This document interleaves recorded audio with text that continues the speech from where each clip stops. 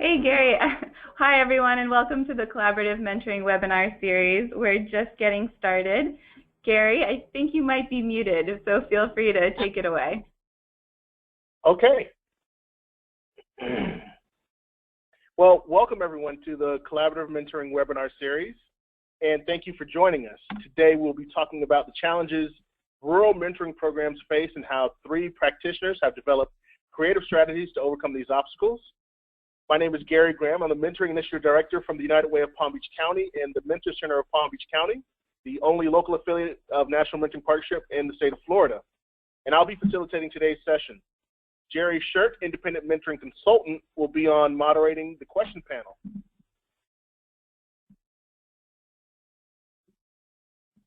So this webinar is part of the Collaborative Mentoring webinar series, which is supported by the National Mentoring Resource Center, an online resource developed by OJJDP and Mentor. These webinars would not be possible without the planning team, which includes the mentoring partnership shown on this slide. The series is supported by Mentor, the National Mentoring Partnership. In addition to this webinar series, the NMRC provides resources such as free technical assistance and training for mentoring champions just like you. At the end of this webinar, we'll provide more details on how you can access this free support. Before we get started, I wanted to share some housekeeping information. In 1 week, you'll receive an email with information about how to download a copy of these slides and view the webinar recording. You can also access this information directly by going to Mentor's website at www.mentoring.org. To continually improve this series, we're looking for your input. A short survey will pop up as you exit the webinar. Please take a few minutes to give us your feedback. We want this to be a participatory experience, so please use the question box to ask questions throughout the webinar. Jerry will be queuing up the questions to share with the panelists during the Q&A portions of the webinar. We can't get to all the questions because there's almost 200 people on the webinar right now, but we will try our best. First, to get a sense of who is with us, I have 2 short polls. First, to get a sense, let's see, what is the experience of the level of everybody on the mentoring field? Take a couple minutes to answer this.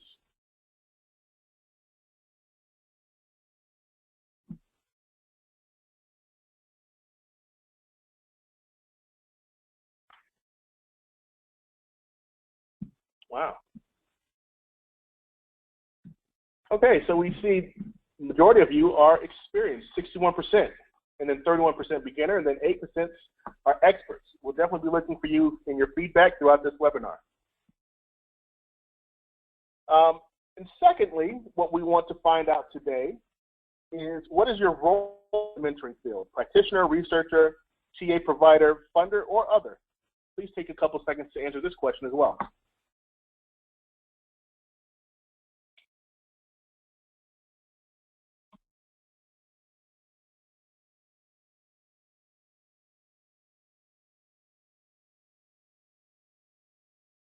Okay, so the majority, 69%, are mentoring practitioners, which is great.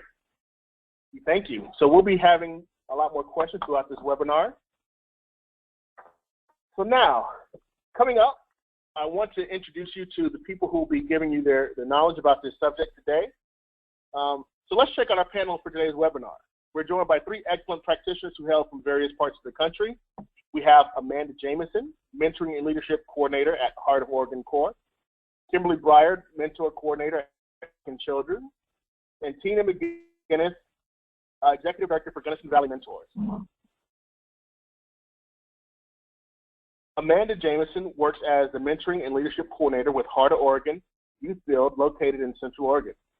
She's been in the role for 2 years. Amanda has 15 years of mentoring experience working with youth of all ages in various youth development programs.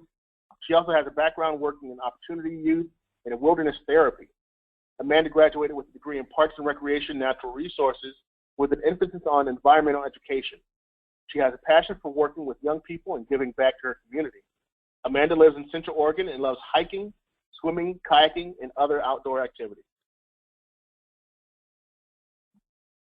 Kimberly Briard has been with Take Stock in Children for 4 years as their mentor coordinator. She recruits, retains, and recognizes all Take Stock in Children mentors in Palm Beach County, Florida. She has a bachelor's degree in education from the University of Miami and an MS in education from Florida International University. Prior to Take Stock in Children, she worked as an educator for over 15 years teaching elementary school, and additionally for 10 years serving as a volunteer coordinator in local public school districts. She is married and has 3 children, 24, 22, and 15 years old. In her free time, she enjoys the outdoors, hiking, kayaking, and scrapbooking, the mountains, and the beach. She makes fitness and health a priority and enjoys traveling to the Northeast every summer. She believes every child should be given an opportunity to exercise their talents and abilities if they desire to work hard and earn their achievements. Tina is the Executive Director for Gunnison Valley Mentors. GV Mentors is a nonprofit youth mentoring organization serving Gunnison, Crested Butte, and Lake City, Colorado. Tina holds an MPA from Ball State University and a BS in Education from Western Kentucky University. She serves as VP of the Partners Mentoring Association, statewide board of directors, a member of the Mentor Colorado Advisory Council, an appointee to the 7th Judicial District Judicial Nominating Commission, and an active in various civic organizations. The PMA community-based mentoring model has received international recognition, and Tina traveled to the Tbilisi Republic of Georgia to help establish the first ever youth mentoring program in that country. Mentors matter, and Tina's aim in life is to be an advocate for positive change in any way possible. The reason we're having this interesting topic today is because we have many challenges with rural communities. A lot of our focus has been on urban communities where we know exactly how to recruit, retain, and attract many mentors and mentees to our program.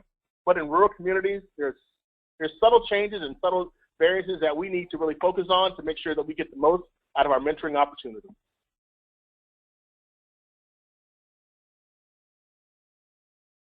So, what is the biggest challenge in your rural program, and what are the program faces? Please take a couple seconds to answer this question.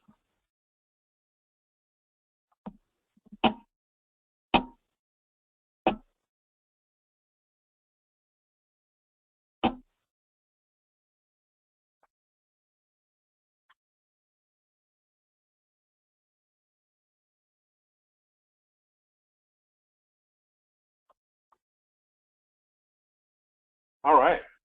So, once again, mentor recruitment and retention seems to be the overwhelming sense of what's going on and what we really need to focus on. So, it'll be pretty good because that's one of the things we will focus on today.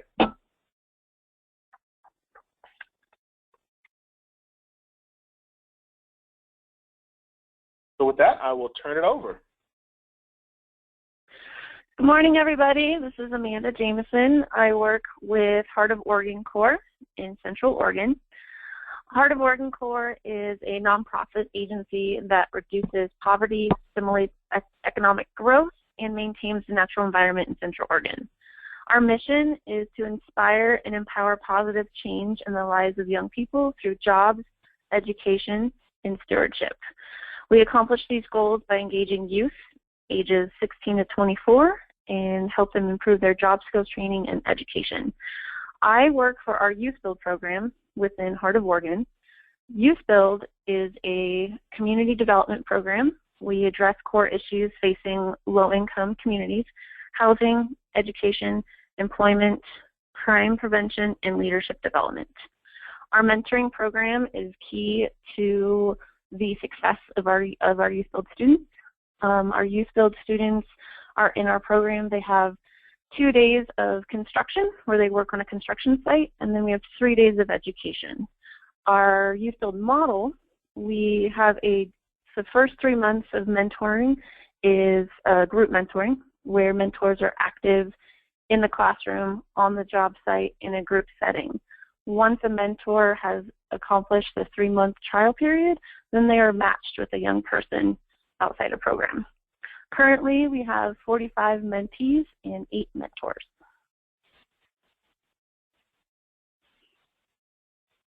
So we live in Central Oregon. That is a very diverse population, very beautiful. At the top of the map is Madras. In the city of Madras, there's about 7,000 people. That's the majority. About 95% of our young people, our mentees, live in Madras. Our school is located on the west side of the map in Sisters, so it's on the left side. That population in Sisters is about 2,000 people. Our mentors currently come from Redmond, which is located in the center part of the map. Redmond's population is about 26,000. And another area where we recruit mentors as well is from Bend. Bend is around 87,000 people.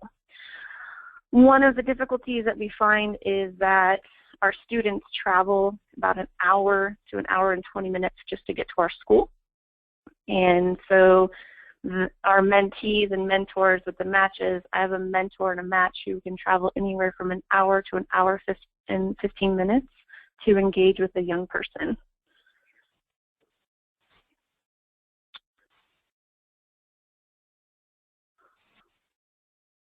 One of the barriers that we currently have in our program is the sparse population that we draw from.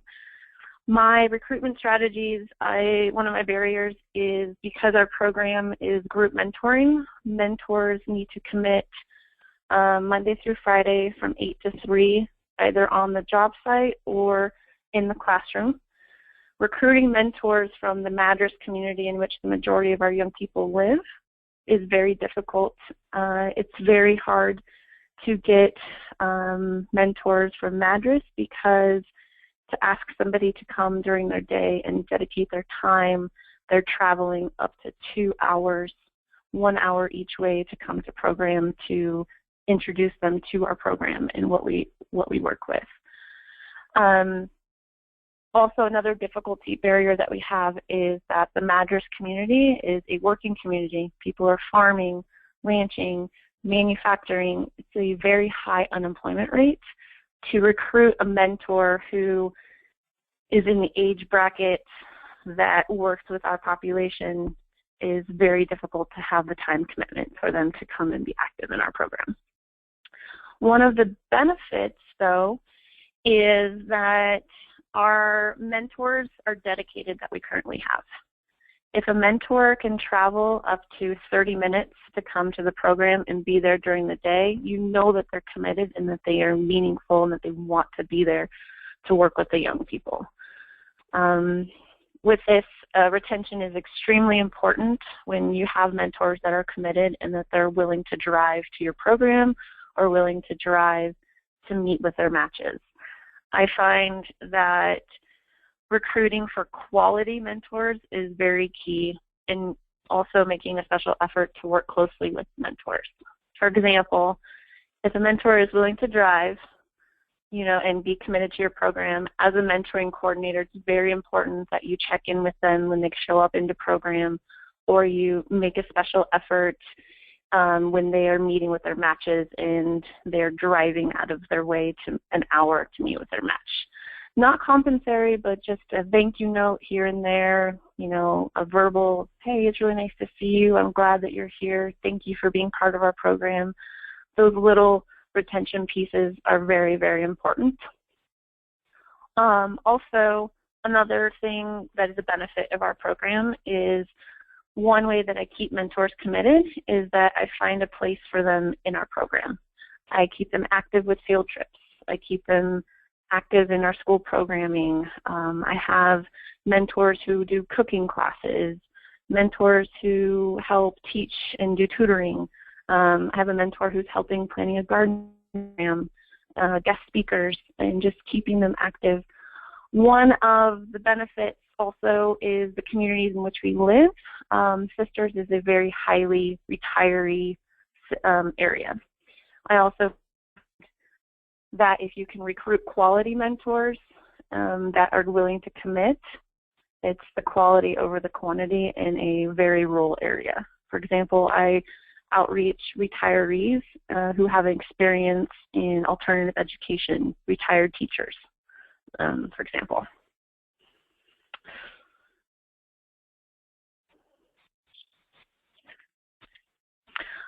Going on to recruitment. Recruitment in a rural community is very, very difficult. One thing that I have found is that it really relies on word of mouth in personal interactions, taking the time to go and talk to people, taking the time to make those outreach connections. When you live in a small community, those personal interactions are very key.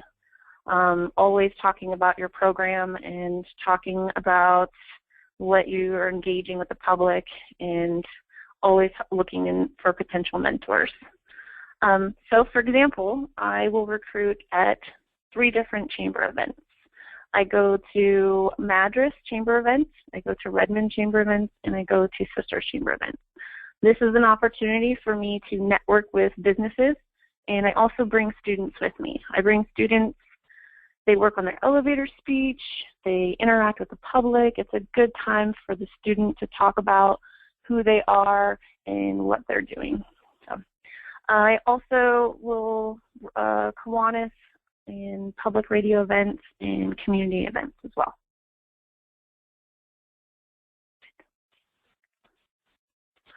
So this slide is live your program.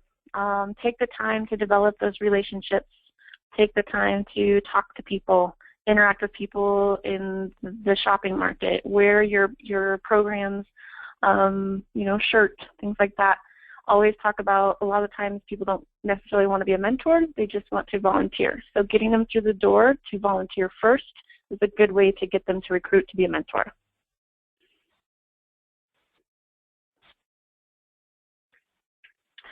I started a coffee clatter to keep with mentor engagement. Mentors will come into the program and have a coffee clatter about once a month.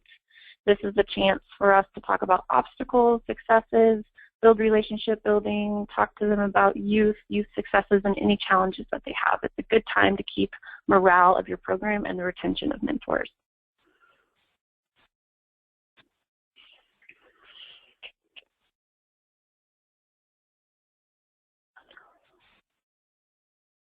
All right. Well, thank you, Amanda. If anybody has any questions, please enter them now.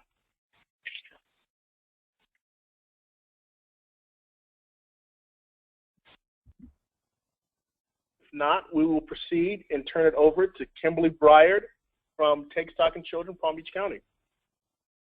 All right, good afternoon. I am Kimberly Briard. I'm the mentor coordinator here in Palm Beach. Who are we? Well, Take Stock in Children, we are an independent nonprofit in the state of Florida, and we've been around since 1995. We have an office in every county in the state. I basically oversee the mentoring program just in Palm Beach County. We award college scholarships to low-income and at-risk students in public high schools. Our main focus is to reduce the number of high school dropouts, increase opportunity for our students to receive post-secondary education, and of course to have hope for the future. We serve in Palm Beach County 500 plus students, and then we have about 374 active mentors. The rural community that we serve in the county is the city of Belle Glade. And on the map, on the slide that you can see, gives you a perspective to where we are on the coast and to where Belle Glade is located. Our office is basically, we're just a few miles from the beach, but our rural community, which is in the same county, Palm Beach, is 30 to 40 miles out west, closer to the center of the state. And we'll talk more about Belle Glade in a little bit. Okay. Once a student receives his or her application, they go through the application process, our scholars receive, first and foremost, a mentor. The mentoring program is the heart of our program. Without a mentor, our students cannot receive their scholarship. They also receive a college readiness coach, which is the AmeriCorps team. And the AmeriCorps team, they meet with the students as well regularly, and they go through the college readiness development piece of our program. Upon graduation, they receive a full tuition Florida prepaid scholarship. And then when they're in college, they also have a college retention coach that communicates with them regularly and keeps them on track during college. So what is our mentoring program? What are we about? Next screen, please. Next slide. There you go. We are a school-based program. And what does that mean? Is that our mentors are only allowed to see their students on school campus during school hours. They meet with them once a week, at least 3 times a month. And they only can meet with them, most of the time, they meet with them during their lunch period. Sometimes our mentors might meet before or after school or during the free period, but it has to be when the school is open. Our mentors are not allowed to see their students on their own off campus. The most important role that the mentees have is, first of all, to commit their time, be consistent. We want them to offer their support and encouragement. We want them to be a role model and offer different perspectives and insights. And the picture that you see on the slide, that's one of our very best, Miss Pat. She's actually our Mentor of the Year. And those are her 4 angels, and they are all in Belle Glade, the rural community that we serve. And she has 1 student there that's already in college, a senior graduating, and then she also has her freshman and sophomore. And all our mentors are able to take on more than 1 mentee. So we face many retention challenges here in Palm Beach. And we are a unique program because we are so spread out in our county. We have over 2,000 square miles here in the county, and so time and convenience can be an issue. What we try to do is we try to match our mentors with students that are close for their work and home. However, in the case where we have Belle Glade, that's in some places, mentors can travel 40-plus miles to Belle Glade or 30 miles, depending on where they're located in the county. Belle Glade is a rural community. Its population is about 18,000, and in comparison to the rest of the county on the coast, just to give you an idea, the rest of us over here, we're at 1.3 million. And then over in Belle Glade, it's about 18,000. It's an agricultural community. A good portion of our nation's sugar cane is grown there, including other crops such as corn and lettuce. 33% of the population is in the poverty level, with many migrant workers. And according to the census, their average income is about $30,000. Per capita is about $14,000. Out of the 500-plus students that we have in Palm Beach County, we serve over in the Belle Glade area about 70-plus students, and we have about 50-plus mentors in the Belle Glade area. We also serve a little community or city next to Belle Glade called Pahokee, and we have students there. These mentors, the mentors that do not live in Belle Glade, they do travel 35 miles each way to the community to mentor their mentee. And looking at the pictures on the slide, those are 2 pictures from Belle Glade, and that's basically what the area looks like. And that's the actual road that our mentors travel to get out to the Belle Glade area. As far as flexibility and time, our program is based, since it's school-based, our time commitment is minimal. So it attracts a lot of those mentors that have busy schedules. However, because it is school-based, there might be not as much flexibility in when the mentor can meet their student. So what we try to do is if they have an off week and they can't get out to the school to meet the student, then we encourage them to keep in communication using other forms of communication, and also to attend the Take Stock in Children event. For instance, we had an event out in Belle Glade over here on the coast, and we had a bus and brought out the students and brought the mentors over here to go to the museum. So we'll have different activities like that that our mentors are allowed to attend. Because our community is heavily populated, it can be very transient due to seasonal residents, our snowbirds that come and go. And also we have life circumstances. So we do have a mentor turnover. So all these retention challenges sometimes lead to turnover. So what do? It's interesting. We have less turnover in Belle Glade than we do on the coast. We feel the less turnover in Belle Glade probably has to do with the fact that it's a smaller community. There's not as many distractions. They're very, very close-knit there, community. So to find solutions to the fact that we may have some turnover, we continue to recruit mentors. We never stop. Right now, I have a 100% mentor match. Every single student is matched in our program. And we continue to recruit. And I'd rather have a list of mentors ready to go than a list of mentees that don't have any mentors.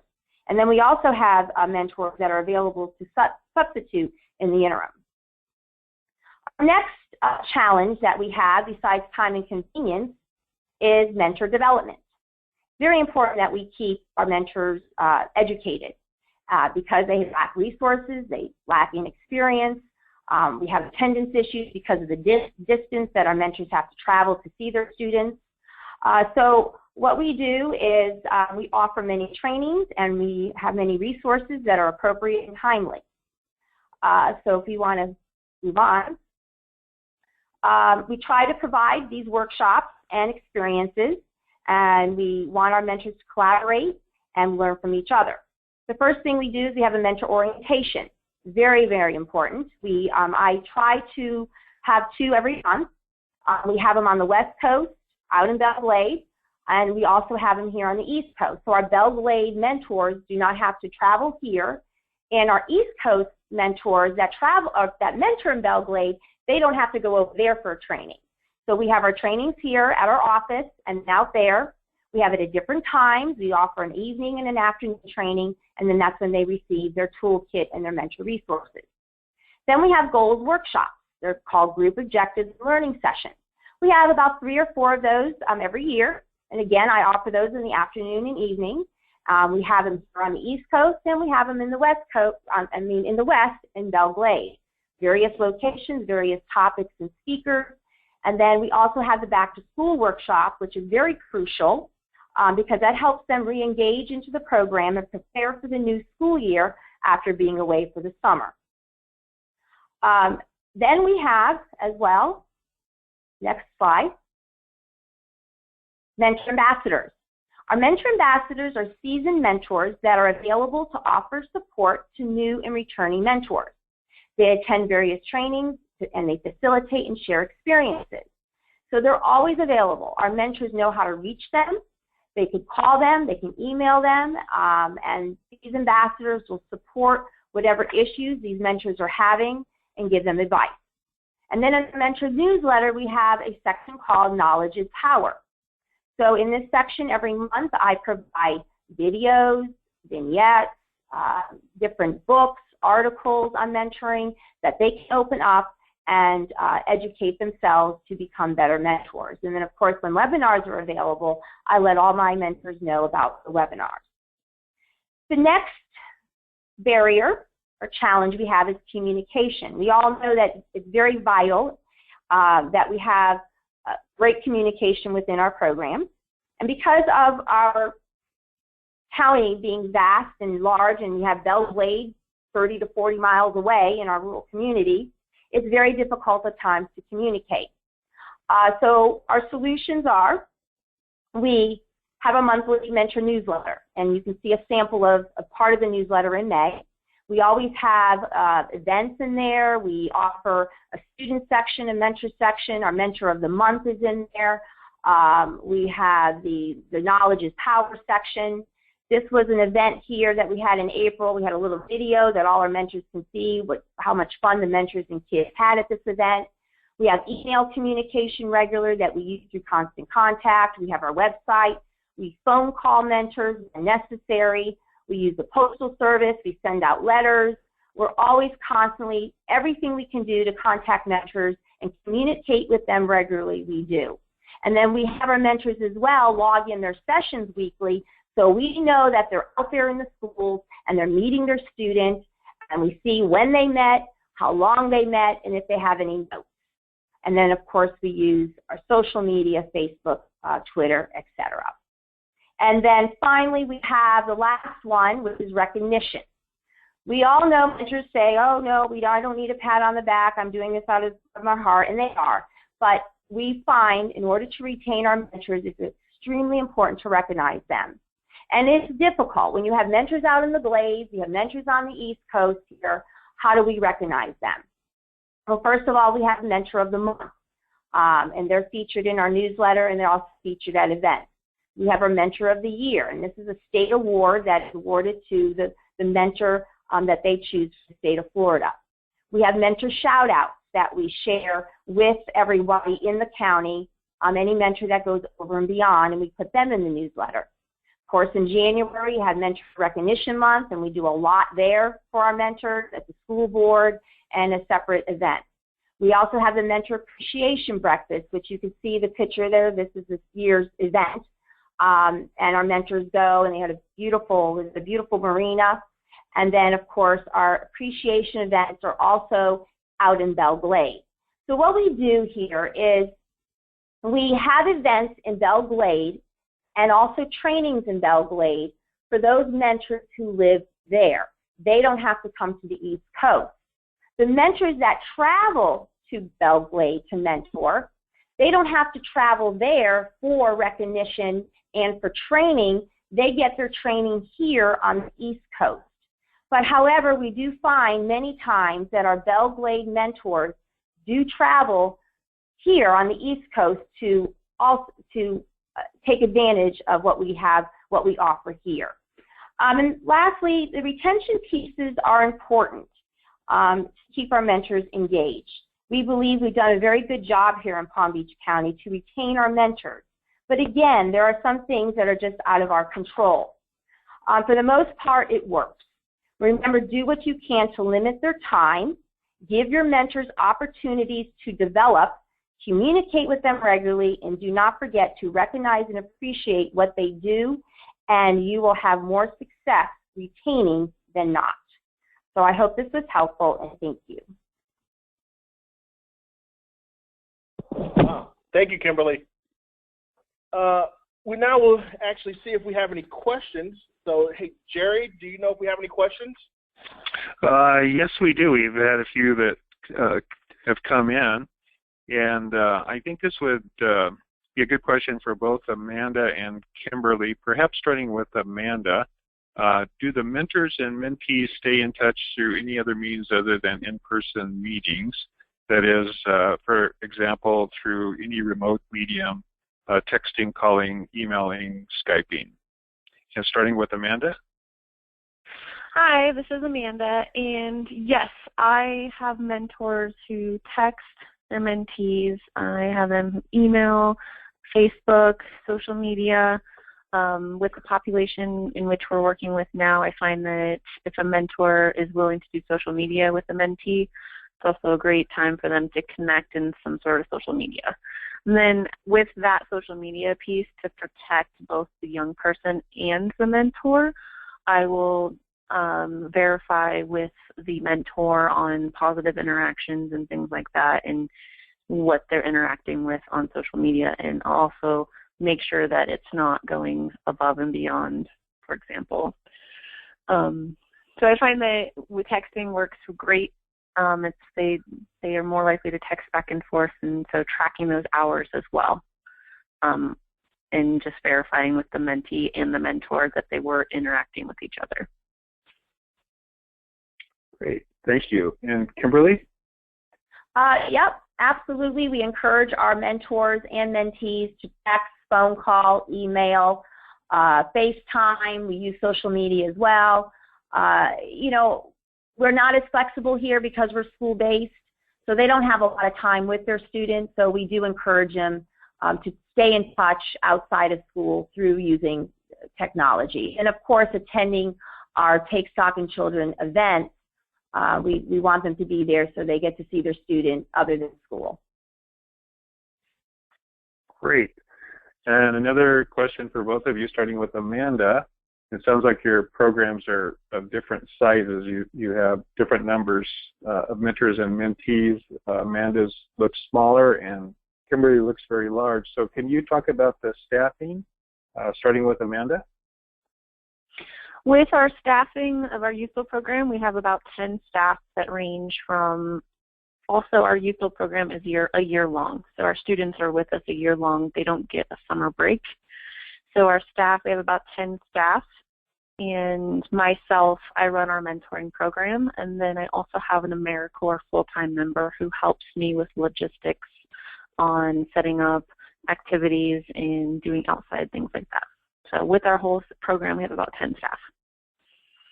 So with a mentoring program, it's just myself. Great. Thank you. Kimberly? Yes, we're about 10 to 12 staff as well. It fluctuates each year. We have an executive director, we have a fund developer, a bookkeeper. We also utilize AmeriCorps, and we bring in about 4 AmeriCorps coaches, literacy coaches, every year, and they're with us for about a year, and then we get a new set of coaches, AmeriCorps, in August. I also have an associate, a mentor associate that works with me. That was a recent addition to our staff, which has been very helpful since our program is so large. And then we have an on-staff college retention coach, and then a director who oversees the whole program, students and mentors. But we all work together beautifully, and our students, of course, are in our program until they graduate high school. So we in as early as 7th, 8th grade, 9th grade, and then they stay until they graduate high school. Great, thank you. And here's another question that came in. Amanda had talked about her recruiting efforts, talking about Kiwanis and the chambers and radio station and so forth. So looking at the big numbers of mentors and mentees that you have, Kimberly, can you talk a little bit about your recruiting plan, especially given the fact that during the poll, I think almost 70% of the people were interested in recruiting? Yes, absolutely. Yeah, it's challenging here to recruit as well, because our program is so large, and it's a revolving door. We graduate 193, and then we'll be taking in more students in the fall. So what we do is, again, word of mouth, and I believe Amanda had mentioned that as well. Word of mouth is huge. We get a lot of our mentors just by learning about our program through other mentors.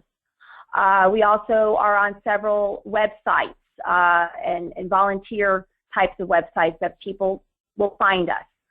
We do a lot of reaching out to different corporations and clubs like Rotary, Kiwanis, Chamber.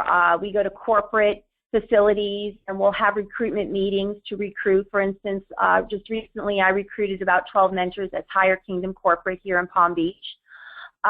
We also have a lot of support from the school district. So I have many mentors that are teachers and administrators as well, and we have retirees, and we go out to the 55-year older community, 55 years plus communities, and we'll have meetings with their homeowners associations. We have radio plugs. We even have news at times. We'll advertise that we're looking for mentors. So we get around, and the word gets out, and we're very fortunate that they come forward. Great. Thank you. Now, we've talked a little bit about technology. So for each of you, do you have a policy you could share regarding Facebook? Starting with Amanda. Hi, this is Amanda. With Facebook, I only let mentors who are matched with a mentee in our program Facebook request. It has to be on the mentee's terms. Can't be on the mentor's terms. And I just monitor their relationship and ask questions. Regarding a policy, we don't have one currently in place regarding that. It's just monitoring the relationship and making sure that things don't go overboard and social media doesn't take over. But I think having the mentee be responsible for starting the social media relationship, I think, is important. Great. Thanks, Kimberly. That was Amanda. Okay. And as far as this is Kimberly. As far as our Facebook, we have a moderator that oversees the Facebook. I don't really get my hands in that, so I'm not really sure. I'm sure there's rules Mostly our Facebook is used to highlight events and notices to students, and most of who's on Facebook would be our students versus our mentors. So we try to utilize it as much as we can, but again, most of it is student used, and I don't really oversee that, so I'm not the best person to ask that question to. Sorry. Right, thanks. Several questions have come in about the PowerPoints. So yes, we will send a link to everybody, and you will be able to download the PowerPoint. I'm going to take one more question here. There's a lot of questions, so I'm sorry they all can't get answered. But for both of you, what kinds of quality assurance do you perform to gauge mentor satisfaction? And can you typically tell, based on those efforts, which mentors will stay and which ones will go? So how do you know that the mentors are, enjoying their activities and the relationships? And can you tell which ones are going to pretty much stay with the program, which ones are going to leave? Starting with Amanda. Hi, this is Amanda. With the retention and knowing which mentors are going to stay in the program, I have a very close relationship with all of my 8 mentors in that I have them active in our coffee clatter. So if they're having a struggle in keeping retention or being active in program, it's a time for them to address it with me, and then I will ask them questions. Recently have started to try to develop a survey, an anonymous survey with mentors, and so that if they have anything that's coming up, then they can address it anonymously, and then I'll present it to the coffee clatter so that I'm addressing the issues in a group setting and keeping them active in program.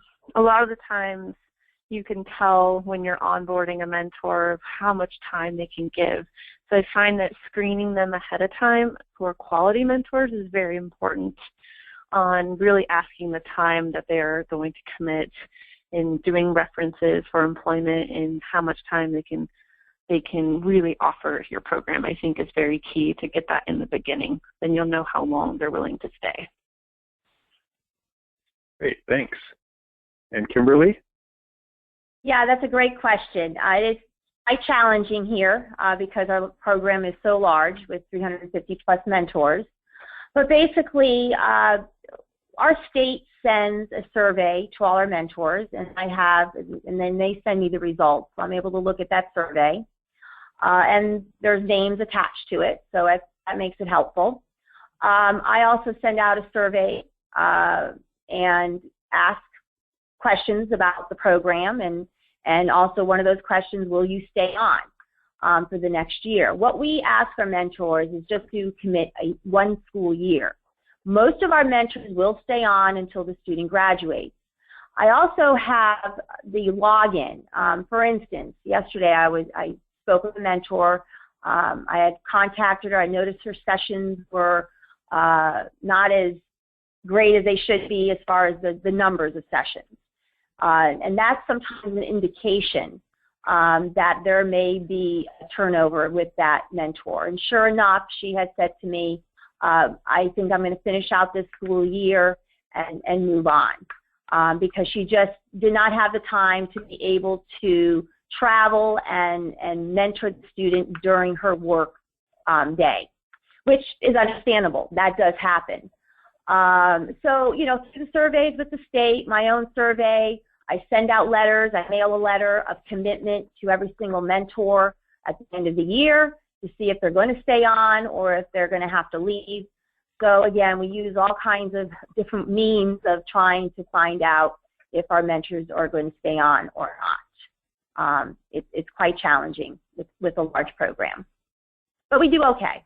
And we always know that there will be turnover. And I'm expecting in August, most likely, I will have to probably rematch anywhere from 30 to 40 students. It's expected. Great. Well, thank you both for those answers, and thanks everybody for sending your questions in. Keep them coming, And in service of time, I'm going to turn it over to Gary, and we can hear the next presenter. Awesome. Wow, a lot of great questions. Thank you, Jerry. So our next presenter, will turn it over to Tina.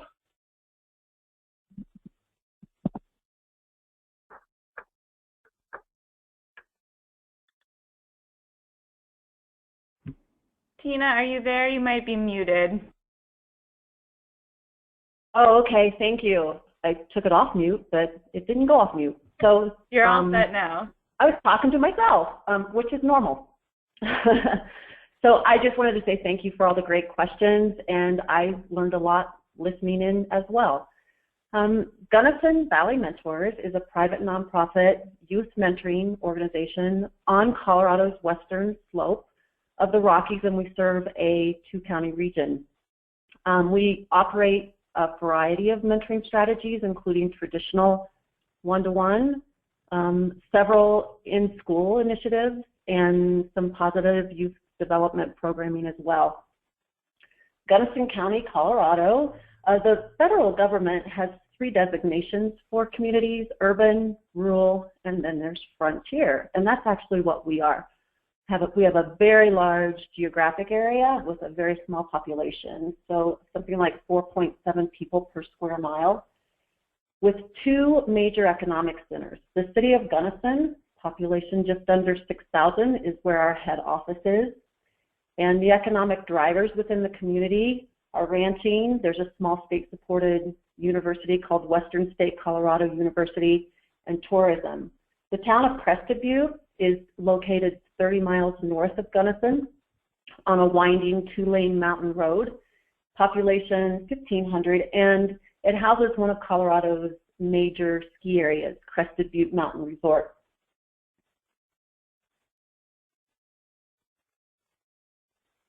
In terms of need within our counties and challenges, there are some definite valley-wide disparities. The town of Crested Butte has a significant population of second homeowners, so there's some wealth in the north end of the valley, while the city of Gunnison, something like 35% of residents live at or below the poverty line. High rates of substance abuse, particularly alcohol, which tends to be true in most rural communities, is an issue, as well as child maltreatment, mostly in the form of neglect. We're very geographically isolated, surrounded by 14,000-foot peaks and inclement weather at any time during the year, and our access to healthcare is pretty limited, which means that mentoring in terms of a prevention effort is especially important.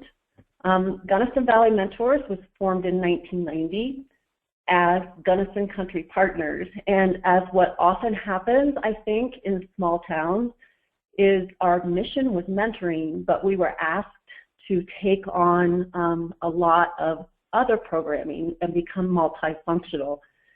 So from 1990 until about 2006, our community was really confused about who we were and what we did. Mentoring was our mission, but only comprised about 20% of both our staffing time and our financial resources. So our board of directors in 2006 made a very conscious decision to build community. And they started with a philosophy that everyone recruits. And I think one of the most impactful recruitment tools that we implemented was that we expect our board of directors to give us one name every month at every board meeting of someone they think would be a good potential mentor, and then we do the follow-through. This did a couple of things for us and for our board. It kept them connected to our mission between board meetings, and it also used probably one of the most important and beneficial communication tools that exist in smaller communities, which both Kimberly and Amanda have mentioned, and that is the grapevine or word of mouth.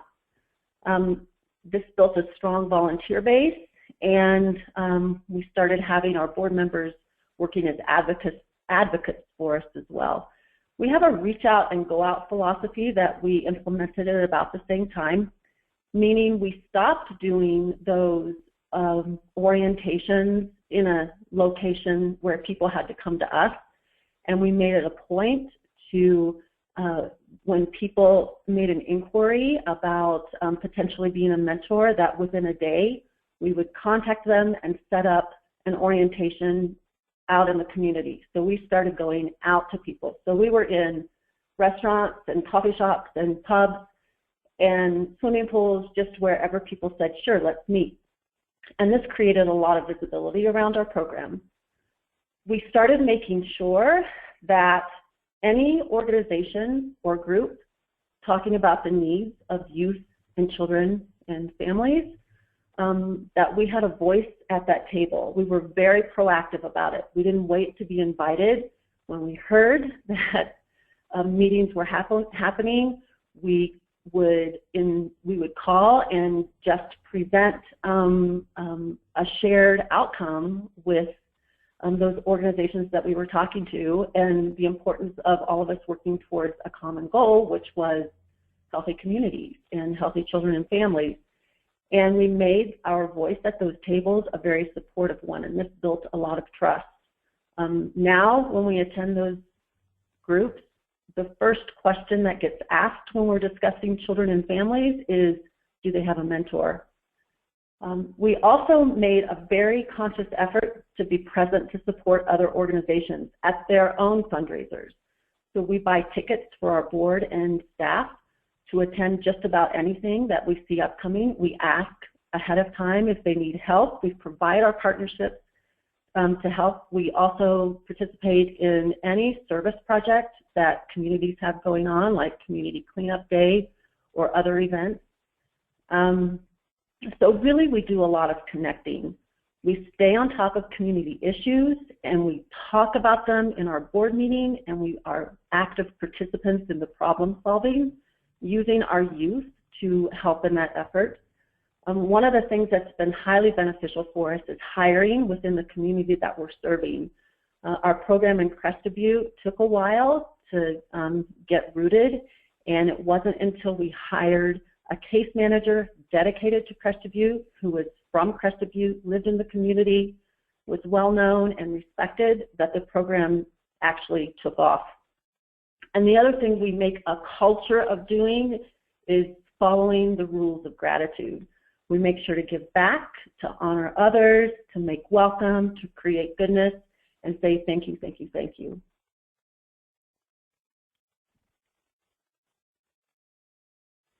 I think in rural and small communities, privacy concerns and confidentiality are definitely issues.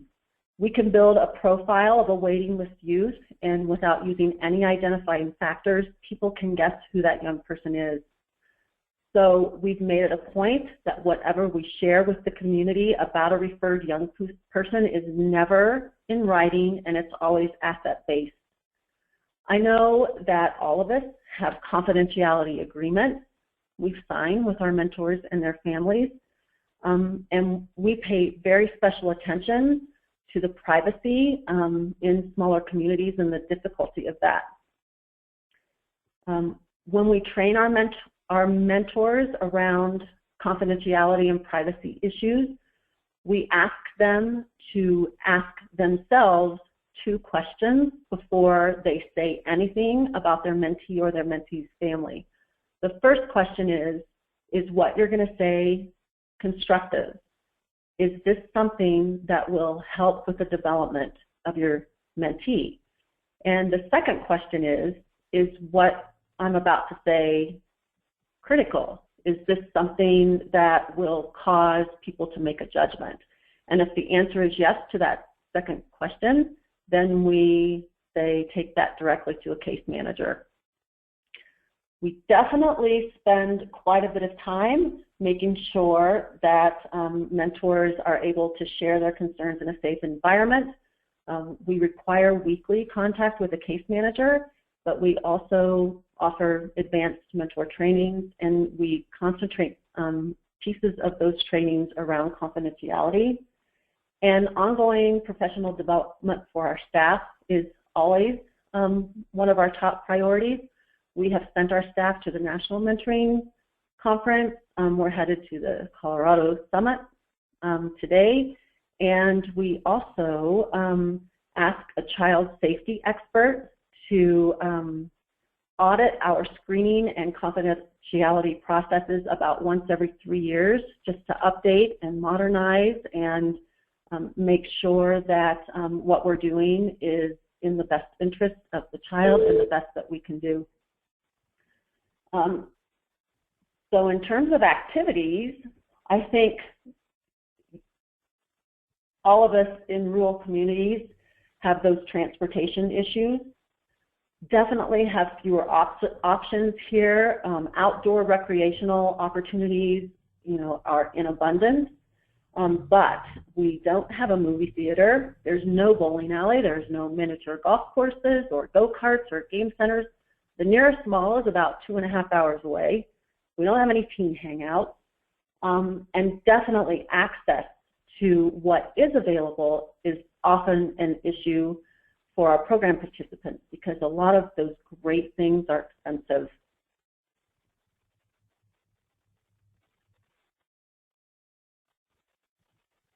One of the ways that we've looked at solving some of the transportation issues is that we've implemented a variety of mentoring strategies that occur where our mentees are. So we have 4 days of after-school mentoring in the Gunnison Community School, 3 days of after-school mentoring in the Crested Butte Community School, and the mentors then go to the school. If you can, I highly recommend getting some sort of transportation. We obtained a van a few years ago, and it has been really, really helpful in addressing some of the transportation concerns. We've worked with our local school district to arrange for our mentees to ride a particular school bus if we have an activity taking place, someplace in town. So if we're going to go ice skating, the kids can ride the school bus that goes by the ice skating rink, and then their parents can pick them up there, and the mentors meet them at the rink, and that has worked really well. We try very hard to recruit mentors within the communities where their kiddos are from, and to make those matches within those communities so that we avoid some of that transportation travel time. And we do a lot of piggybacking on activities. So several times a year, we'll have a big event. Everyone's invited, and we'll have some sort of skill building station for parents, one for mentors, one for mentees. Then we'll have fun and games, and everyone will enjoy a nice dinner. And this is to also address some of the transportation concerns.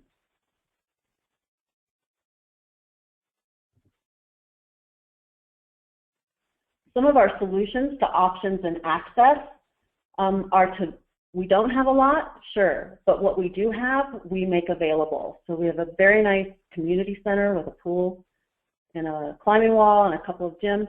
We have rec center passes available to any of our partnerships at any time. All they have to do is call and ask, and they can pick them up here. Western State Colorado University is a wonderful resource for us in terms of mentors, but also they provide passes to the athletic events. And we have partners perks. You can check those out on our website, which are discounted passes to various activities and restaurants and things like ski rental equipment. We try to make those really expensive, really fun outdoor activities that tourists come here to do.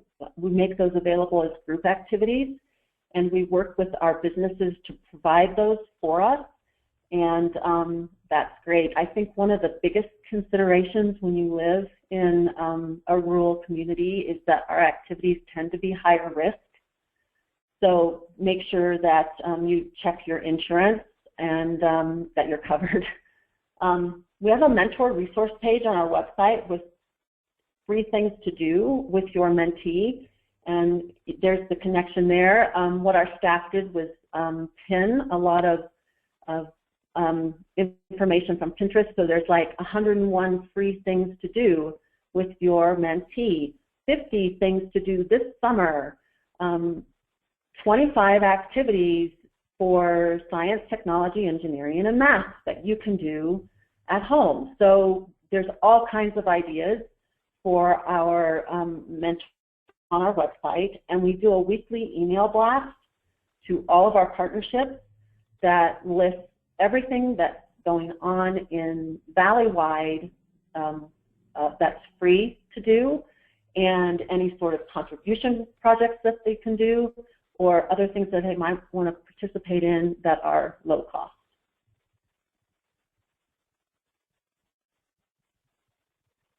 This is just some of the really fun things we've been able to do. We had a basketball mentoring program that we ran at Western State Colorado University, partnered with them quite a bit, and then a voting day at Blue Mesa. I think if you can, in terms of activities, find your own space. Whether it's yours or somebody else's, it's highly beneficial. We have an 8th Street School Mentoring Center, which is a historic building that landed in our lap, and we rehabilitated it. And we offer programming every day after school for about 20 of our youth, and we have all kinds of really, really fun activities. There's a site-based mentoring effort. We've done drumming. We have piano lessons, cooking classes, all kinds of stuff. And it's also been great for us because it's served as an additional source of revenue. And I just want to add one thing about our growth when we implemented particularly those community building efforts.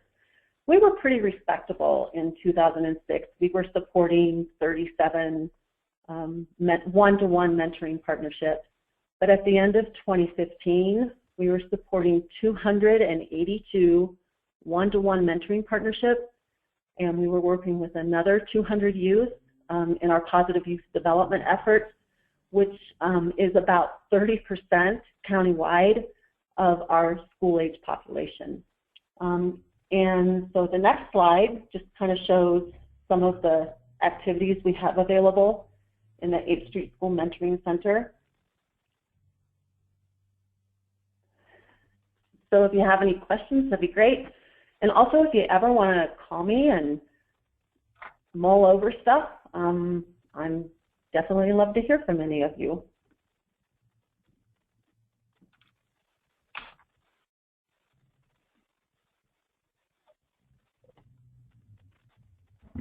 All right. Thanks so much, Tina. Oh, sorry, Gary.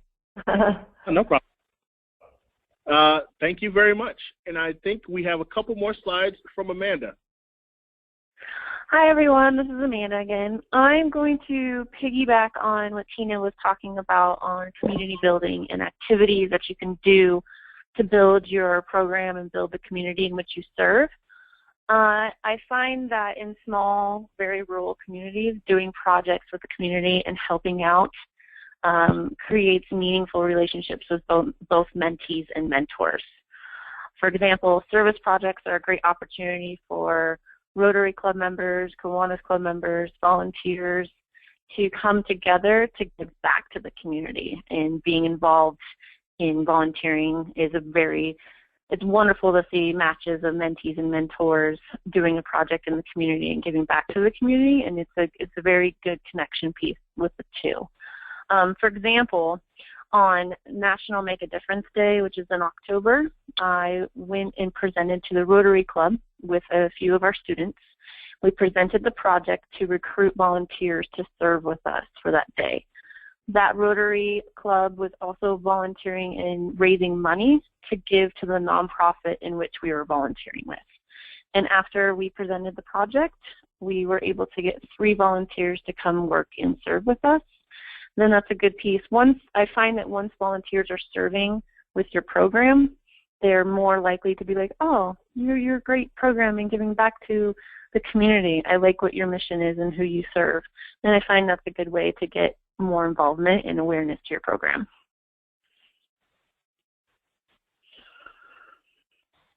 The last slide is some examples of community projects. Earth Day is a great example of doing volunteering and networking and getting people to volunteer with your program. Park cleanups, food drives, clothing drives, car washes. Those are the type of events where if you set up a clothing drive or a car wash or a food drive, and you're raising money for another program. It's a great opportunity for mentees and mentors to give back. Flag Day, national days of remembrance and things like that. Field trips, museums, hikes, also doing noxious weed pulls and events. For example, our program volunteers a lot with different cities in which our mentees live in, and they do landscaping and noxious weed pulls and things like that to give back to the community. And that is all I have. All right. Thank you, Amanda. I think we now have a couple questions with Jerry. Jerry, do we have any more questions coming in? Yes, we do. And let's see. First of all, I wanted to apologize. I accidentally deleted a few questions before I could respond. This is my first time doing this, and I've been trying to get back to everybody. A couple comments. First of all, somebody had a comment for Amanda. He or she thought that the idea of a coffee clatter was a great idea. And another comment from somebody working in an urban area that transportation is a big problem in Los Angeles. They have to travel 30 to 45 minutes often, even if they're traveling short distances. And so there are about 4 or 5 questions about transportation. I know Tina talked quite a bit about her transportation situation. So I wonder if Amanda and Kimberly could talk about specifically about transportation. Starting with Amanda. Transportation with programming, or with our program, once a mentor and a mentee are matched, our program has the funding to do a driving record along with their background. And so I have mentees who can drive their mentor who can drive their mentees. So that eliminates a certain transportation issues, but also piggybacking with what Tina said, planning multiple events where mentors are involved in transportation. So you're meeting one place and then a parent can pick them up from there, or they're picking them up from school and then the mentor will drive them home after they take them out for coffee, or vice versa. So that's one thing that we do with transportation. Great. And Kimberly? Yes. Are you able to hear me? Okay, perfect. We have a lot of, unfortunately, restrictions. Our mentors are not allowed to drive our mentees. So therefore, when we have events, and in our events, we have the walk-run that we do every spring for our whole group of mentors and mentees in the community. And then we have a lot of student workshops as well, in our golf tournament, etc. We also have college tours. So what we do to help the transportation is we do get buses. When we have that field trip out here on the East Coast at the Science Museum, we were able to get a bus to bring the students from Belglade and their mentors over to the East Coast. So we'll do that. I mean, a lot of the time, unfortunately, our mentees will have to find their own form of transportation.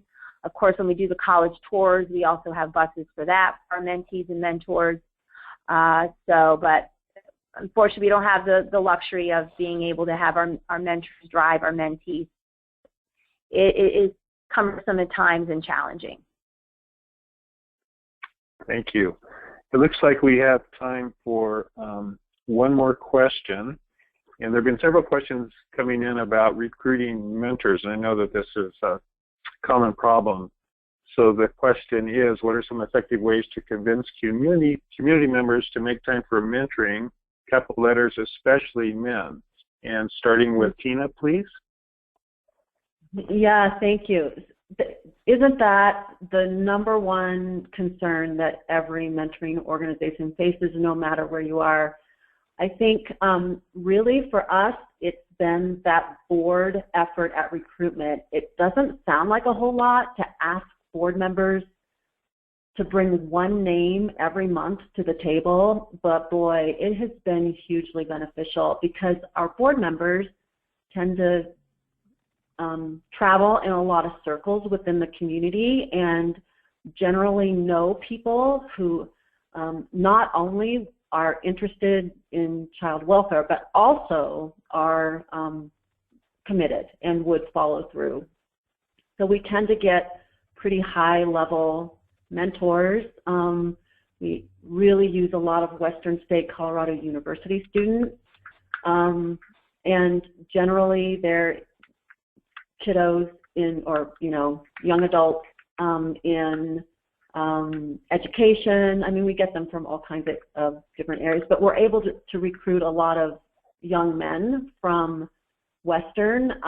We have board representation from the university, so we've got a university person who gives us people to talk to, so that we recruit in classrooms that express interest, with faculty members who express interest. It's just one of those things for us. What has worked best is everyone recruits, and we do it all the time. Instead of having a contact person or one person or a marketer in charge of volunteer recruitment, it's something that all of us take responsibility for. I hope that helps. Great. Yeah, it sounds like a great strategy. Everybody recruit all the time. You should have T-shirts with that on that. And Amanda, same question. Yes, recruiting men, one of the most difficult challenges I find with mentoring programming. Use the mentors that you currently have, I find, is a good strategy as well. When you are a female mentoring coordinator, going out and recruiting men is very difficult, but if you're bringing one of your mentors with you, to bringing them to an event, bringing them to a chamber event, bringing them to different communities, or they will network in their own circle, I find is a very wonderful tool, because they can talk about their experiences and why they're mentoring, and I think that's a very good impact. Also, if you know any programs that have retirees and businesses, there's a lot of retired business clubs and things like that, or the 100 Minute Care, different types of programming that have a bigger pool that you can pull from. But it's always a challenging thing. Thanks, Amanda. And Kimberly? Yep, same here. It's a challenge to recruit men. What we do, again, is a lot of our men that are already mentors, will encourage them to talk to their friends, their colleagues, their coworkers, and encourage other male mentors to step forward. And many times we do get men just from referrals. We also, another little recruiting strategy we have is that we bring sometimes students that are in our program to speak. And if it's at a Rotary meeting, Kiwanis meeting, any recruitment meeting, and it's amazing when they hear our students speak and what the program has done for their life, our mentors sign on, including men. We had recently a program called Brothers Keeper here in our county, where a gentleman spearheaded this, and to try to recruit more men. I have received some men through that initiative as well. But again, it's just continuously getting out there, speaking, talking, everybody pitching in, recruiting mentors. And it's not just me, it's not just my associate, it's all of us. All our mentors are out there supporting our program and finding whether we need males or females. Great. Thanks, Kimberly. And I'd like to thank everybody for sending their questions in. There are about 20 questions up right now, and sorry we can't get them answered this time. And there are actually a lot of more questions about transportation and social media and the policies and procedures and so forth. So I guess we'll have to save that for another webinar. And thanks again. I'm going to turn it over to Gary. Awesome. Thank you, Jerry. In closing, I want to make sure that we encourage you to get no-cost technical assistance for your mentoring program. Whether you need help with recruitment, planning, program design, evaluation, or anything in between, you can request free technical assistance. Once again, free technical assistance through the National Mentoring Resource Center. Wherever you're located in the U.S., the NMRC is there for you. Additionally, we encourage you to register your program with Connector, a national database of mentoring programs. This zip code searchable database allows mentors and mentees from across the country to find your program and is connected to LinkedIn, My Brother's Keeper, NBA Cares, and other avenues for free program advertisement. As a reminder, 1 week after the webinar, all attendees will receive an email with a link to the Collaborative Mentoring Webinar Series webpage, where we will post the recordings, slides, and additional resources. Also, don't forget, we want your feedback. At the end of today's webinar, please answer the short survey and help us make this series even better. Visit the CMWS webpage for the Mentor website for the archive of all past webinars and information about upcoming webinars. And lastly, thanks to everyone for joining us today. Please join us next month on Thursday, May 19th. Well, that's please join us next month. We'll send out the date later on.